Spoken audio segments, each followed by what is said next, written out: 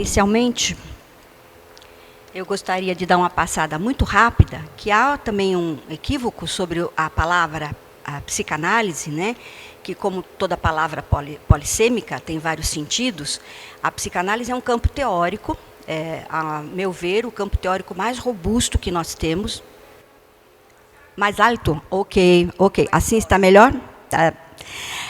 Então, estou falando sobre a palavra psicanálise, que é polissêmica, e que um dos sentidos dela é o corpo teórico, que é um corpo teórico robusto, do nosso ponto de vista, o mais completo, para se poder entender a subjetividade humana, a constituição do sujeito e os seus caminhos pelos desejos, né? Mas ela é também um método de investigação, através da associação livre, é uma investigação do inconsciente, e também ela é uma forma de tratamento, um tipo de terapia, né? Então, às vezes, a gente confunde um pouco achando que a psicanálise é só teoria. Ela não é só teoria, ela é também uma forma de tratamento, né?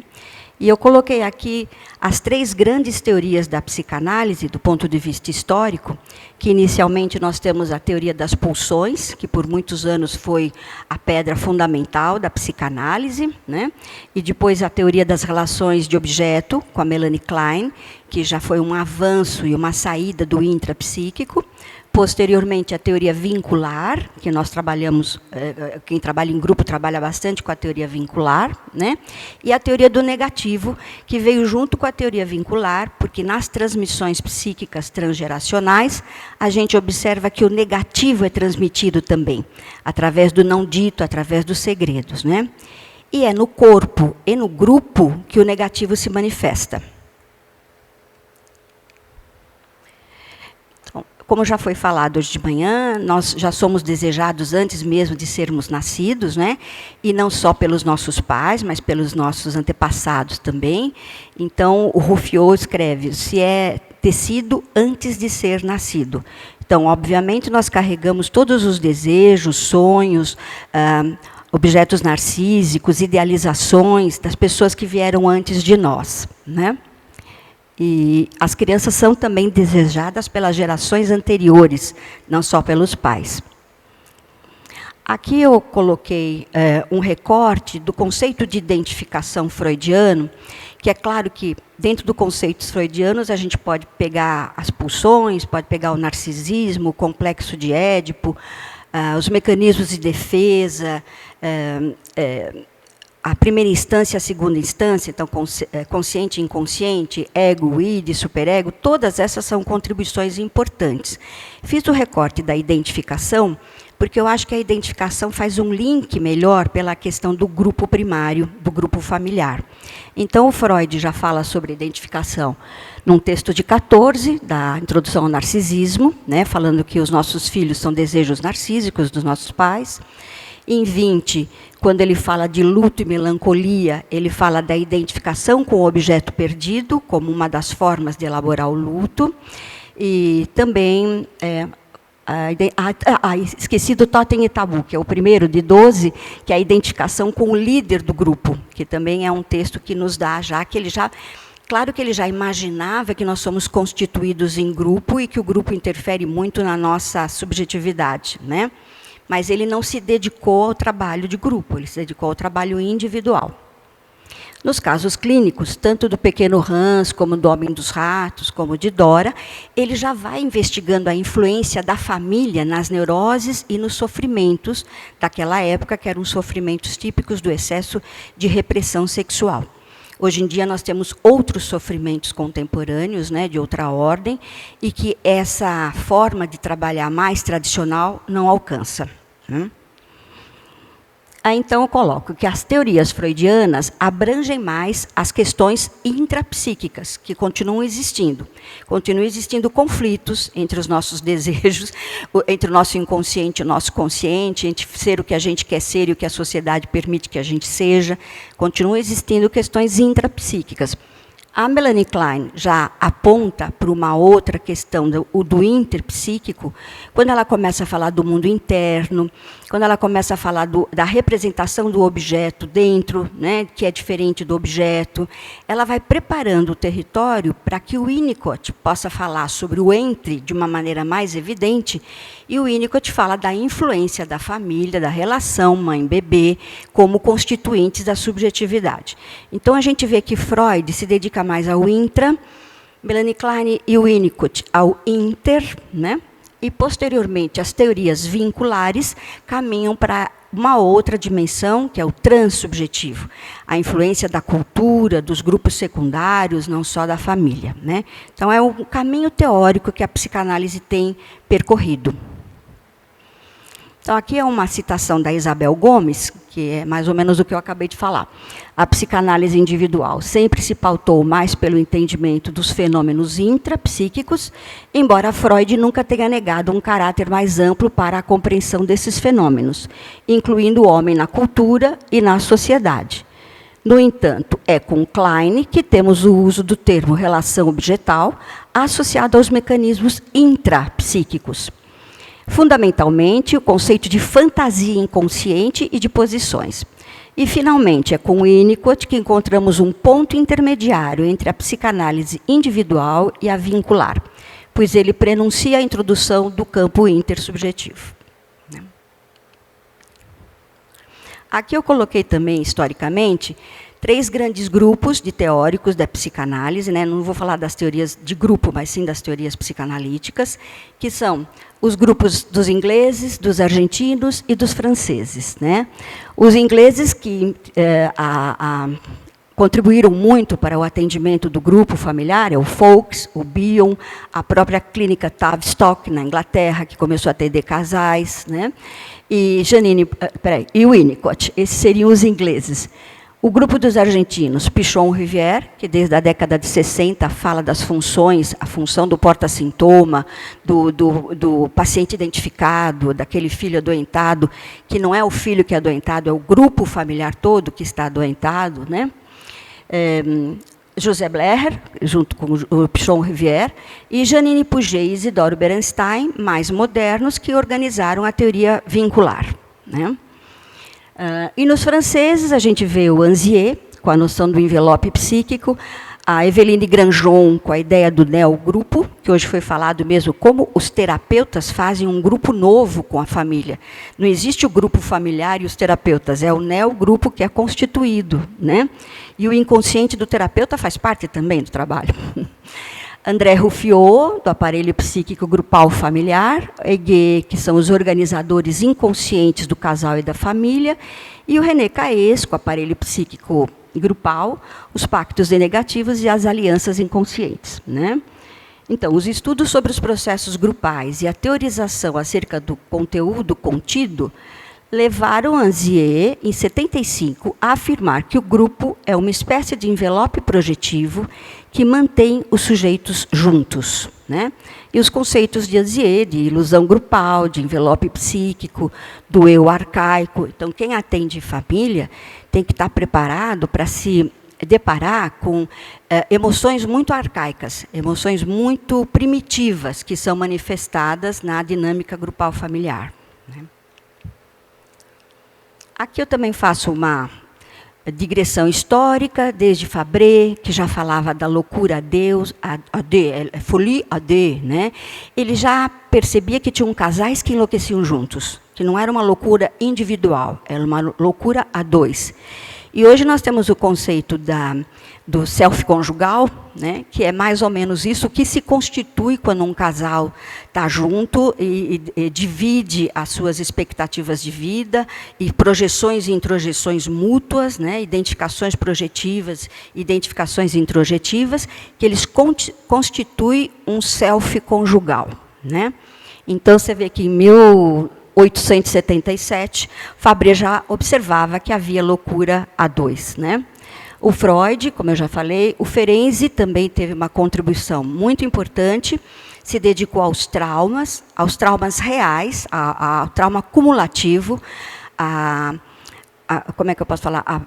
Como o desamparo provoca o adoecimento psíquico, como o desenraizamento provoca o adoecimento psíquico, o Freud trabalhava mais com histéricas e ele resolveu continuar a pesquisa dele como sendo uma fantasia que as crianças tinham sido abusadas, né, pelos adultos. O Ferenczi já tem uma outra população, ele trabalha com uma população muito carente, mulheres de rua, moradores de rua, prostitutas, pessoas que moravam em asilos, e que elas tinham sido realmente abusadas pelos seus pais e parentes adultos. Então, é completamente diferente a linha de pensamento de alguém que acha que é uma fantasia edípica e alguém que vê, na prática, né, os desenvolvimentos de um trauma real, e um trauma coletivo, um trauma social. Então, o Ferenczi é uma leitura muito importante para a gente trabalhar, apesar dele ser contemporâneo ao Freud, ele é totalmente atual, porque ele fala do desamparo político e social que nós estamos vivendo. Tá? Então, a teoria dele é muito legal também. Né? Aí, coloquei a Melanie Klein, o Winnicott, o Pichon, a Maud Manoni, a Françoise Doutot, que começam a atender crianças com dificuldades escolares, e elas percebem que as crianças não tinham dificuldades, que era a mãe dessas crianças que queriam que essas crianças ficassem infantis para poderem continuar sendo os bebês dela, e impediam essas crianças de aprender. Então, já essa questão do interpsíquico, os dois psiquismos, né, trabalhando juntos, já fica evidente também na década de 70. O grupo do Palo Alto, da Califórnia, que fazem a pesquisa sobre a comunicação, fazem a pesquisa como a família que provoca a esquizofrenia, e eles chegam a concluir que a esquizofrenia é uma doença ambiental e não uma doença orgânica, biológica, né? Que também, depois eles vão desenvolver mais a teoria sistêmica, mas a contribuição deles, a psicanálise aceita de bom grado, né? Porque o duplo vínculo, que é essa comunicação esquizofrenizante, é uma coisa que a gente vê nas famílias assim o tempo todo, não dá para dizer, não, é sistêmica, não vou usar. E a Maria Torok e o Nicholas Abraham, que começam a trazer os aspectos transgeracionais de pessoas traumatizadas. Eles atendem muitos os descendentes do Holocausto, do grande trauma coletivo acontecido, né, logo após a guerra. Puget Berenstein e Ruffier Caís. Bom, é um monte de gente, né, um monte de teorias, mas elas se falam entre si. Aí eu acho importante as contribuições metodológicas. Em termos de método, a psicanálise não é muito criativa, né? Ela tem duas ferramentas, associação livre e construção, né? Se a gente for pensar no Freud tradicional. Não aconselhamento, né? não participar, a neutralidade do terapeuta e uma série de questões que nos deixam muito engessados. Quando a gente trabalha com um grupo familiar, nós temos que ter outras formas de abordar, né? Porque nem tudo é simbolizado e nem tudo está pronto a ser falado. Às vezes o atendimento familiar é para preparar para que se fale sobre determinado sentimento, né, que não tem sentido ainda, não foi simbolizado. Então, eu acho interessante que a psicanálise ela se apropria de outros métodos, né, para poder trabalhar melhor, como, por exemplo, o psicodrama. Né? O psicodrama psicanalítico é um instrumento que se pode usar com muita... como é que eu posso falar? É muito importante no atendimento familiar você usar algumas técnicas psicodramáticas, né? Como desenhos, pintura, o genograma, o espaçograma do Bengozi, que também é um desenho que fala sobre a planta básica da casa, o inconsciente da casa, né? Fotos, não precisa nem ser a fotolinguagem organizada, mas sim a família trazer fotos do passado para você ver os vínculos, como que foram mudando, se existiam, se não existiam. E é interessante a gente também poder usar outros métodos que a psicanálise tradicional com adultos não usa, mas a psicanálise infantil sempre usou. A psicanálise infantil usa massinha, desenho, colagem, cartão, né? Como a gente atende uma família, a família tem duas gerações, ou são os avós e pais, ou são os pais e filhos, a gente introduz o desenho como se fosse para as crianças poderem se manifestar. E quando você vê, os adultos estão lá disputando o lápis de giz e querendo eles também desenharem. Primeiro eles falam, eu não sei desenhar, é horrível, vou fazer palitinho, não sei o quê. E depois você vê eles, a criança deles aparecer e se manifestar através de técnicas de desenho, né? Então, essas técnicas que a gente chama de técnicas mediadoras estão cada vez mais presentes nos atendimentos de casal e de família. Bom, aí é um conselho, nem chega a ser um conselho, é uma necessidade absoluta de quem trabalha com família ter respaldo, né, de supervisão, de terapia pessoal, né, de estudo constante, e a ideia também de ter um grupo de apoio onde os coterapeutas podem trabalhar essas questões que vocês apresentaram é realmente fundamental, porque o terapeuta sozinho fica à mercê, né, da violência e do primitivo que chega quando você atende um grupo familiar. Que às vezes são primitivos, assim, segredos de ancestrais que aparecem ali na sua frente, né, e são denunciados ali na sua frente. Só para dar um exemplo, eu supervisionei um caso que foi atendido lá no SEDES, né, na clínica do SEDES. Era uma mãe e uma criança de um divórcio muito litigioso, que a mãe acusou o pai dela de ter abusado a criança. E só que o pai foi liberado porque não havia prova suficiente. E na terapia do binômio mãe e criança, nós vimos que a mãe tinha um ódio muito grande desse pai e provavelmente fez uma acusação realmente sem fundamento. E ela proibia a filha de usar o nome do pai. E a filha tinha 9 anos e era bem esperta, e ela, para provocar a mãe, assinava sempre na ficha, né? Quando se chega lá na instituição, tem uma ficha, ela assinava o nome dela com o nome do pai, né? E quando foi pedido a ela para ela fazer uma árvore da família, foi muito interessante, porque ela fez um galho só de mulheres e outro galho só de homens. E nesse galho de mulheres, tinham mulheres das duas famílias, da mãe e do pai. E do galho dos homens tinham os tios maternos e paternos. Até tinha um avô, que era homem, mas que estava no grupo da família. Que a gente achou muito interessante a denúncia que ela faz, que era um homoafetivo que não tinha se assumido, mas que todo mundo sabia, né? E a mãe ficou furiosa, porque ela falou, essas tias não têm nada a ver com as outras tias. Tias são as minhas irmãs, não são as irmãs do seu pai. E ela colocou todas as tias num galho só, né? Ela marcava, eu tenho raízes nessa família e nessa outra família também.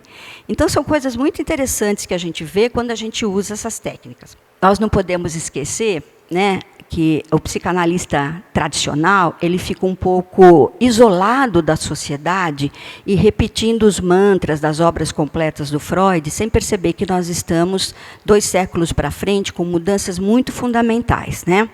Então, a gente está sempre estudando isso, que depois do fim da Segunda Guerra, as contribuições, os movimentos de liberdade, o movimento hippie, o movimento feminista, a denúncia do racismo, os grupos identitários, né? Tem acontecido tanta coisa, passa também pela internet, os vínculos que os adolescentes estão fazendo por pessoas que eles nunca viram, pessoas que moram do outro lado do mundo, e às vezes são vínculos mais fortes do que os vínculos que eles têm na própria família.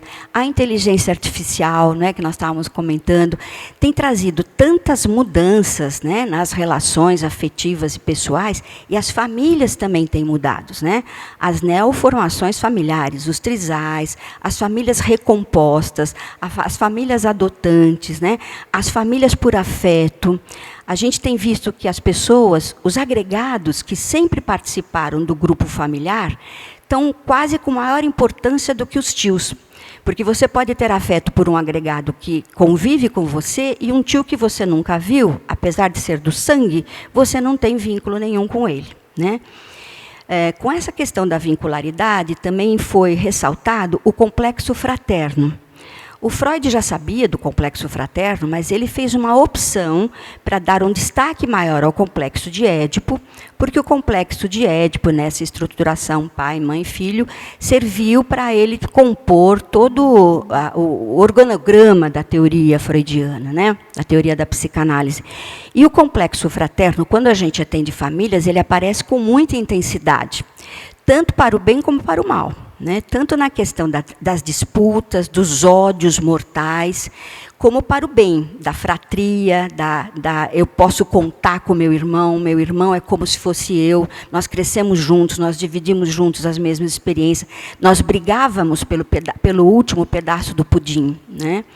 Então, é interessante o complexo fraterno, que o Caes desenvolve com mais clareza, e que a gente também... É um outro ponto, como o complexo de Édipo é um ponto, o fraterno é um ponto anterior ainda, de organização, perto da questão narcísica. Então, é uma outra contribuição teórica que a psicanálise oferece para quem trabalha com famílias, né? Eu acho que é só isso. Espera aí. Tem uma conclusão final aqui. Várias linhas dentro da psicanálise estão caminhando, do entendimento intrapsíquico para o interpsíquico, até chegar ao transpsíquico. O ambiente social, familiar e político constroem a personalidade do indivíduo e também podem adoecê-lo. O trabalho com grupos familiares e institucionais é uma grande oportunidade de transformação positiva para o indivíduo adoecido pelo meio social. Parabéns, muito obrigada.